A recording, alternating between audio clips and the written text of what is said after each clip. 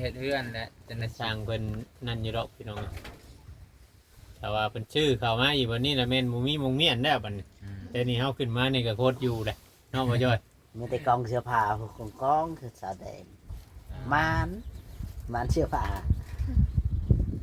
แต่เบิ่งประเทศแล้วโล่งอยู่ดอกแถวนี้เฮ็ดเป็นเฮือนครัวเลยบ่หลังนี่ โดย โอ้เฮ็ดมองอยู่มองกินเนาะ วานนี่เพิ่นก็มาบ่สร้างวาน มา เพิ่นมาวานนี่ก็มือซุไม้มาหั่นเนาะ โดย อืม2มื้อ วันนี้ข่อยก็มาบ่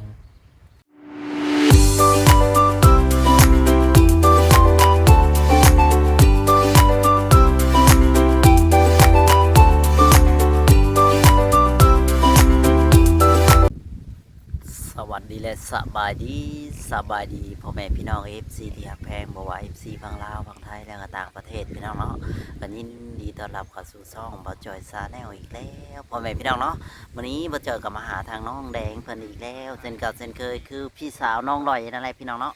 จังใดก็ฝากพ่อแม่พี่น้องกดไลค์กดแชร์กดติดตามให้กำลังใจเด้อมื้อนี้คือบ่เห็นสร้างเข้ามาทำบ้านต่อพี่น้องเนาะหรือว่าแนวใดหรือว่ายังรอมือยกมือย่อบอกหรือว่าจังใดพี่น้อง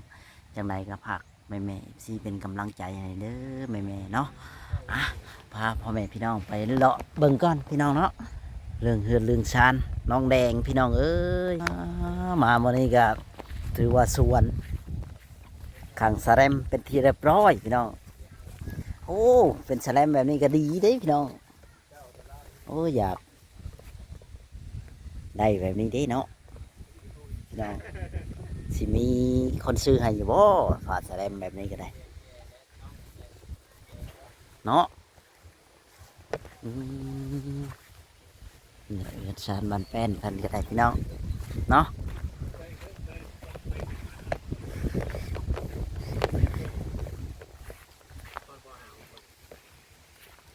แล้วไม่ตอกขอกตา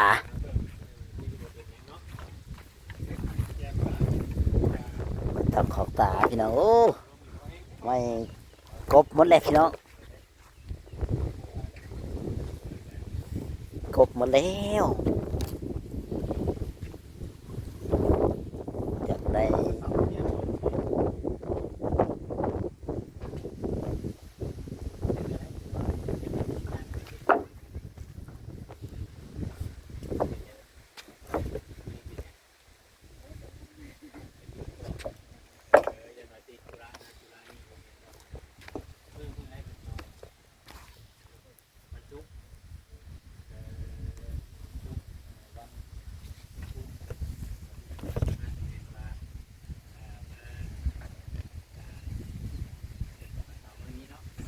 นี่แหละพี่น้องเลยเนาะทางเฮือนทางชานสาวแดงก็ได้ตั้งขึ้นเป็นที่เรียบร้อยพี่น้องเอ้ยยังไม่ได้ตั้งเอาเสาตอกไปที่เรียบร้อยแล้วพี่น้องเนาะที่กันยังไม่ได้ดำเนินการพี่น้องคุณหาเดี๋ยวเจอก็อยากได้อยู่ไม่นี่ก็ได้เมื่อต่อบ้านขับได้ก็ดี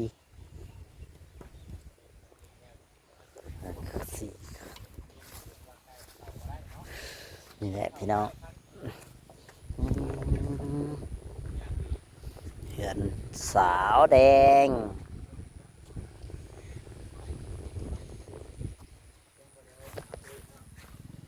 นี่แหละพี่น้อง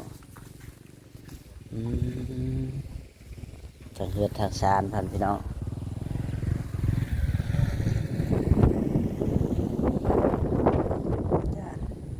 เนาะถูกขึ้นไปหาแสดงกันแล้วอยู่กับผู้ใด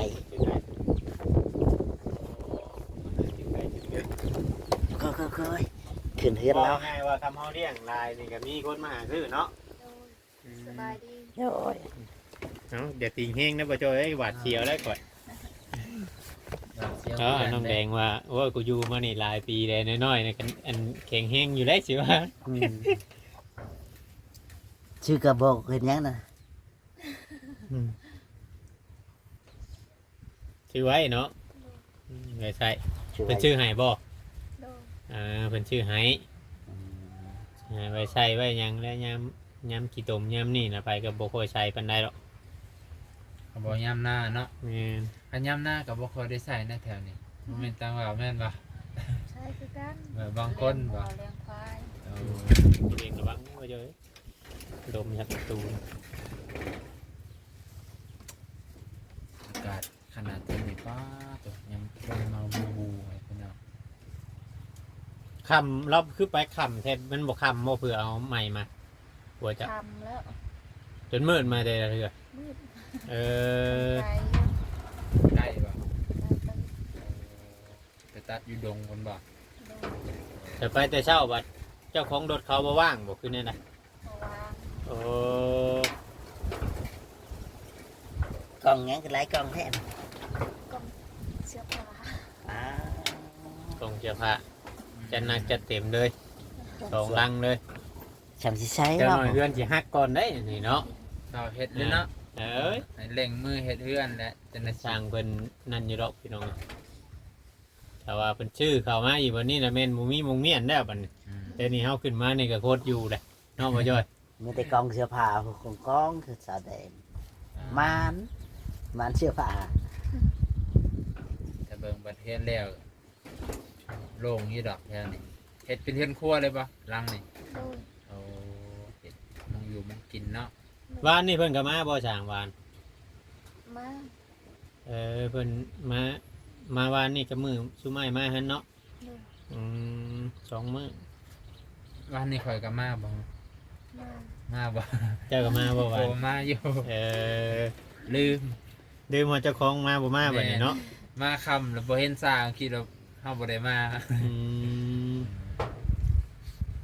วันนี้ก็เห็น FC ว่าโอ้ยอย่าปลูกปูสูงหลายลูกจังไดคือปลูกสูงแท้ลูกเพิ่นอยู่ประมาณนี้แหละบัดนี้ โอ้ อย่าลูกต้องกว่า เป็นยานลูกFC ยานลูกมันกิ้งไปกิ้งมานะกิ้งไปกิ้งมา นะครับกลัวจะนั่นดอกเพราะว่า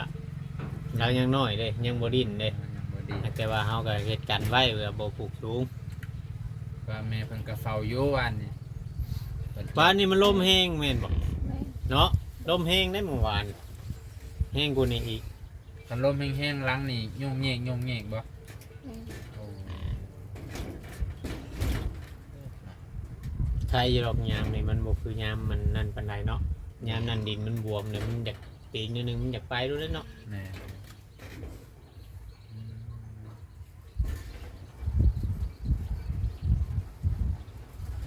ดินมันบวม จักสิถามหยัง เพราะว่าทางเงินช่างเพิ่นก็บ่ได้มาเฮ็ดเวียกแน่มื้อนี้เนาะ เอ้ย ได้ยังให้ช่างกินเมื่อวานนี่เฮ็ดยังเมื่อวาน ไปเบิ่งซื่อๆ ฮะ ไปเฮ็ดหยังจ้า จางบ่ได้เห็นหยัง เมื่อวานนี่มาเบิ่งซื่อ โดย บ่ได้เฮ็ดหยัง บ่ เอ้ามันเป็นหยังบ่มีแนวเฮ็ดบ่ นี่เราเฮ็ดสร้างโตก็มาเฮ็ดดีๆหั่นเราอยากเฮ็ดแล้ว ยาแล้ว สร้างใหม่ สร้างใหม่ เปลี่ยนช่าง โดย เอาเป็นหยังคือหยา ยาเราจะเฮ็ด คือเปลี่ยน บ่ฮู้คือกัน วันนี้หาช่างใหม่บ่มาเฮ็ดบัด โดย ปู่เจ้าได้จ้ะ กับปูแล้ว เฮียหาเฮ็ดกับปู่เจ้าคือเก่า โดย ผู้ซอยปูน่ะบ่มาเฮ็ดแล้ว เอาผู้ใหม่ โดย โอ้สร้างไหมเนาะสร้างที่ว่ามามือทมิดน่ะยาแล้ว ยาแล้ว ยาจะคนน่ะ ผู้เดียวแล้ว ยาผู้เดียว คนบ้านเฮานี่บ่ โดย เพิ่นมีเวียกไปบ่ เฮ็ดเฮือนอันนั้นพี่น้องเรา โอ้ ราคาเวียก หาเวียกเนาะ แต่เพิ่นเลยให้หาสร้างไหม โดย แต่สร้างไหมน่ะมันมาเบิ่งงานแล้ว เบิ่งแล้ว เบิ่งหาเพิ่นว่ามื้ออื่นสิมา สิมาบ่อื่น อ๋อครับช่วงต่อว่าซั่นซะเนาะ เอาแล้วคิดย่านว่าอันมีปัญหากันเนาะ แม่น ย่านและเปลี่ยนสร้างคิดว่าโอ้ยเห็นปัญหาหลายแล้วบ่อยากเฮ็ดดอกย่านคิดจังซี่ได้วเฮา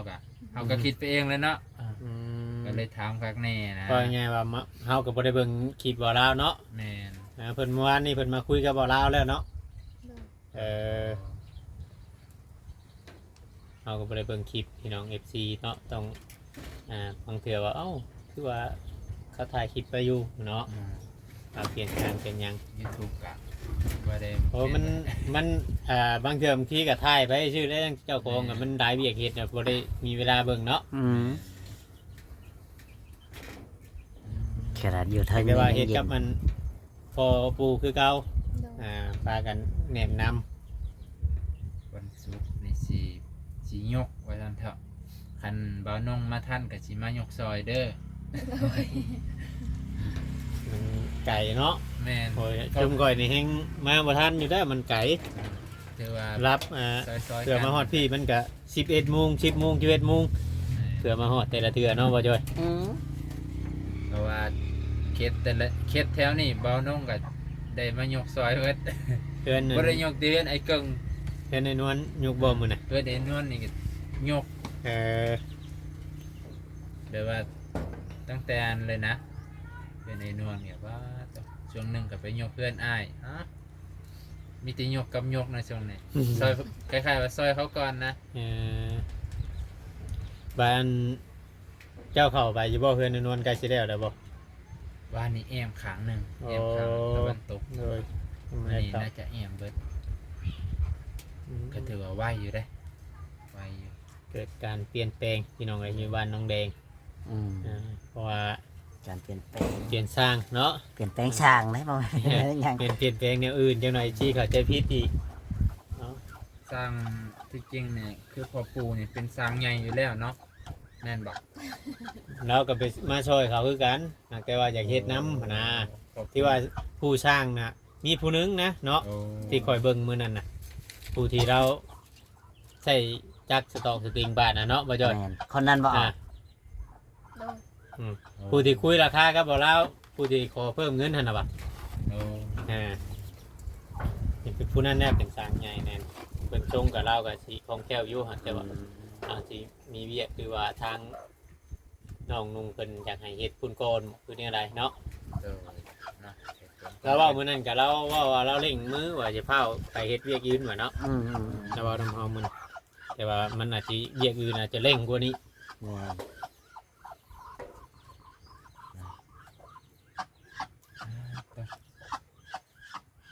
เพอบางเทื่อบางที่นั่น อันนี้บอลแน่กินเจ้า บ่ ไม่ยั้งอันนั้น ปล่อย กองฟัวเนาะ โดย โอ้ มะขาม มะขาม ก็เป็นตาแสบอยู่ไงพี่น้อง มะขามพี่น้องกัน เพราะว่าที่เขาเดี๋ยวบอลน้องกับกินที่กันเลยสู้กันไป เพราะว่าบางเทื่อบางที่นี่สั่งเฮ็ดกับทีมงาน YouTube นี่ถ้าเพิ่นบ่เข้าใจอะดีนี่มันสิเฮ็ดบ่ได้เพราะว่าบางเทื่อนี่เงินนี่สิเข้ามาแบบแต่เล็กแต่น้อยได้บ่นุ โดยเข้าใจอยู่ แล้วก็เฮ็ดแล้วต้องท่าเนาะบ่เจ้าเนาะ แม่น ถ้าผู้ใดสร้างใจห้อนนี่สิอยากแล้วบาทเดียวเลยนี่บ่แล้วเด้ โดย บางเทื่อเฮ็ดแล้วนี่ต้องได้หยุดแล้วก็ถ่ายคลิปไปเรื่อยๆเพราะว่าผู้ใหญ่เพิ่นก็เฮ็ดเวียกเฮ็ดงานคือกันบางเทื่อผู้คนช่วยเนาะ โดย มันบ่มีเงินเป็นก้อนใหญ่ๆบัดเดียวเด้ แม่น เอ้ยแดงกับสิเข้าใจอยู่ที่เนาะเพื่อสิได้เฮือนหลังงามกับทาโดนแน่เนาะ แม่น อาจจะเดือน2 เดือนไปเลยนี่แต่บ่พออันนี้ก็ถ่ายไปอีกสักพักหนึงก็สิอันนี้ดอกเพิ่น ใน ถ่ายดู สร้างกะสีแน่แล้วก็นั่นนี่แน่เนาะกาสอบกาสร้างแน่เนาะ แต่ว่าของเพิ่นน่ะรู้สึกว่าครบ ครบบ่แล้วใหม่ ครบเบิดแล้ว เนาะสร้างกะสีมันยังนี่เอามาบ่แล้ว นี่แป้งก็หลายแล้ว นาสิค่าสร้างกับว่าสิยังบ่ครบแล้วบ่เพิ่นเว้าอยู่บ่เพิ่นแจ้งนะบ่บ่ฮู้นะเนาะบ่ฮู้หรอกเรานะต้องถามบ่ลาวเนาะ ยัก สร้าง คือว่าลาว่ายังอยู่ ขาสร้างบ่แล้วบ่ให้ขึ้นเทือนเอาอีกแล้วอันนี้ เพราะผู้เพิ่นเฮ็ดนั่นก็คือเว้าแหละเฮ็ดแล้วเพิ่นก็อยากได้เงินไผก็คือกัน แม่นแหละ แต่ก็ทางผู้รักผู้ใหญ่เพิ่นได้มอบหมายให้ได้เพิ่นก็ต้องหามาให้มันแล้วให้พี่น้องทุกหลังบ่มีหลังใดหรอกเฮ็ดแล้วบ่ได้เงินน่ะหลังใดก็เฮ็ดแล้วก็ได้เงินคือเก่า แม่นมันอาจสิช้าแน่นอนนึง แม่ใครหรอกมันเป็นเพื่อนไม้เฮ็ดบ่โดนแต่เพื่อนปูนนี่เฮ็ดโดนนะ3 เดือน4 เดือนพุ่นนะเป็นหลังหนึงเพื่อสิจบเนาะ ต้องเก็บรายละเอียดหลายเนาะ แม่นหลายอย่าง คันเฮ็ดบ่งามหมู่ก็สิมาติสร้างอีกแล้ว โอ้ย แต่เฮือนใหม่นี่ส่วนหลายมันก็ ก็บ่ได้ละเอียดหลายปานนั้นมีแต่เฮ็ดตามแบบที่เพิ่นวางไว้ อืม อืม ผัวบ่ได้ไปก้านเขียดอีกบ่มื้อนี้ บ่ มันหนาวเนาะ นาง จักสิอันเขียดก็เพิ่นจักสิออกบ่ออกหนาวแฮงเริ่มหนาวเริ่มเย็นนี่ได้เฮาก็ แม่น เพราะว่าเมื่อนี่ก็สั่นหน่อยๆแล้วพี่น้องเอ้ย ขนาดอยู่ทางเรือนก็ยังสั่นเลย เนาะเดือนหนึง ตั้ง มื้อ เย็น ช้า ดี ไว้ อันนี้เนาะเพราะนั้นตอนคืนจุมเรานอนรับโอ้ยข่อยนอนบ่รับได้ข่อย จะว่าล้ำมุนเขากล่องนี่ก็ แม่นอ แต่ยังดีอยู่มันมีเครื่องลายเลยมันบังสามารถบังดมได้ตอนนั้นเนี่ยโล่งเบิดเฮงนั่นแหละเนาะข่อยคิดว่าทั้งบ่ลาวซื้อผ้ากระจาดเข้ามามื้อนี้ข่อยตอนแรกข่อยคิดว่าเพิ่นสิเอามาอ้อมตัวนี้ถ้าตามเพื่อนแล้วบ่ แต่มันเป็นชื่อไปให้เพื่อนเขาอ้ายเจ้าเนาะ เอ้ย เพื่อน อ้ายเนาะ เอื้อยทั้งเอื้อยทั้งอ้าย ทั้งเอ้ยทั้งอ้าย อยู่ร่วมกัน ชื่อไปทั้งนั้นก็ดีใจนำเพิ่นอยู่พอลมบุพัดปันใดทั้งนั้นก็ได้ มันได้คนเฮงจะอยู่ในกินกับสำใดสำหนึงกับบุกุ้มกัน แต่คนกินข้าวเนาะ นี่ ลูก 8 คนบ่ 8 คนเท่านั้นมื้อน่ะเนาะ เออ 8 คนผู้ชายเบิดเด้ยยังเหลือแต่เจ้าพรไม่ได้หันเป็นผู้หญิง 8 คนแสดงว่าเอามาเลี้ยงนำบ่ บ่ ยอมบอก แต่แล้วนี่ก็ยังให้ย่าเลี้ยงได้ผู้หนึงเนี่ยเนาะ อย่าว่าสิเอามาเพิ่มอีกคนหนึง อันนี้ยังบ่คุ้น เออ 2 คน 2 คนนี่เรานี่ยังให้ย่าแบ่งให้ปู่ให้ย่าเบิ่งนำได้ มันย่างมองเข่านี่เนาะ แม่น 8 คนนี่ป้าตัว ย่างน้ำเข้าเลยเราอันหนึ่งกับพ่ได้หน่อยแล้วเราหนึ่งเฉพาะหนึ่งกันเนาะเปิดแต่ละมือเปิด ได้แต่ละหนึ่ง 8 คน อืม กินข้าว 4 สอบหนึ่งก็ฮอดอาทิตย์ แมนนั่นแหละแมน สอบหนึงบ่ทันอาทิตย์ ยังดีแต่ว่าชุมเพิ่นมันยังก็บ่เลือกเนี่ยกินยังก็ได้ ขอให้มี เห็นเขาวจ้ำกอกจ้ำเกลือเนาะเห็นเขาเจ้ากิน แม่ เฮานี่โว้ยมันต่างกันที่ว่าเนี่ยพี่น้องเอ้ย จำเป็นเด้ มันจำเป็นเลย ใครแต่ว่าเอ้ยพรวิไลเป็นก็ที่ว่าแข็งแกร่ง หนังยามนี่ยังใครอยู่มันอันยังอยากหากินง่ายในอยนึงเนาะง่ายย้อนยังความหายังหาคุดกบคุดเขียดอะไรอยู่เนาะ โดย แต่มันเด้งไปแล้วนะก็จะยากเลยพี่น้อง ตก อ่า เดือน อยู่ 3 เดือน 4เนี่ยโอ้ มีอาศัยแต่ไข่หมูแดงแค่นั้นเนาะ อืม ไข่หมูแดงกับก้นหาลายกับบ่ได้อีกคอยมีทางนี้ แส แบบ ดงเราไปไข่มันแดงเราดูแม่นบ่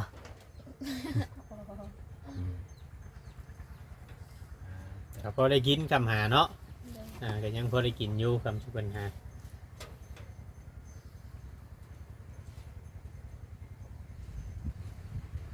นะ เนี่ยไรประโยชน์ ไม่จังได้ฮะ จะคุยกับเพิ่นเด้อจะคอย เดี๋ ดี ยว ลงก่อนนะสบายดีเด้อน้องแดงเด้อ ลงคือกันแล้ว น้องบอก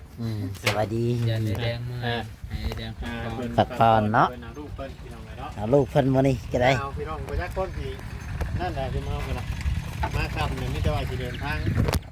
ครับ สบายกันมากกันนี่เด้อ นี่แหละ น้องเลยกูไปก่อนแหละ นี่แหละเรือนเปลี่ยนฉากใหม่แล้วพี่น้องมันเปลี่ยนฉากเนาะสันได้ว่าเปลี่ยนฉากเพราะว่าเพิ่นเป็นค่าเรียนเนาะเลยว่าอย่างไรก็น่าจะดีใจน้ำเนาะได้เรือนแล้วพี่น้องแสดงก็ดีใจน้ำเพิ่นเพราะจังใดก็พักแม่FC เป็นกำลังใจให้เด้อกดไลค์กดแชร์กดติดตามให้แน่พี่น้องเนาะไหนก็ ช่วงบ่ายๆแล้วพี่น้องเลยเนาะทางไหนก็ฝากเป็นกำลังใจให้เด้อแม่ๆ FC ทุกท่านทุกคนที่เข้ามาดูมาชมเนาะซ่องบอกจอยซาแนลอีกแล้วเส้นเก่าเส้นเคยจังไดแล้วมาถ่ายให้พ่อแม่พี่น้องเบิ่งเนาะทางเพื่อนสาวแดงหรือว่าเพื่อนเอื้อยนางลอยนั่นแหละพี่น้องเลยเนาะนี่ไปทางได้ ครบแล้วเป็นยังไงเนาะไม่ต่อขอบตา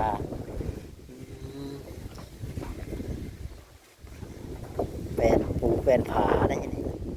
มาจะรวมกันนั่นแหละ พี่น้องเลย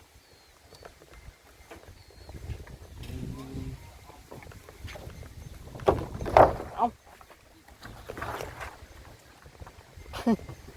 น้ำแล้วขวมโอ้ยฮะก็เห็นน้ำแล้วขวมสื่อ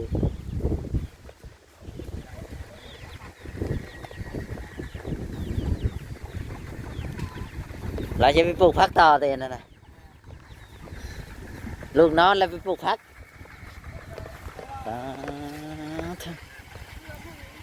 ฮะเกลือหมูอ๋อเกลือตุ้ยเกลืออะไร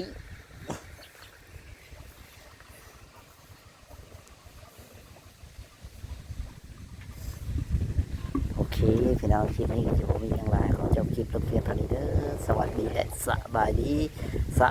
ดี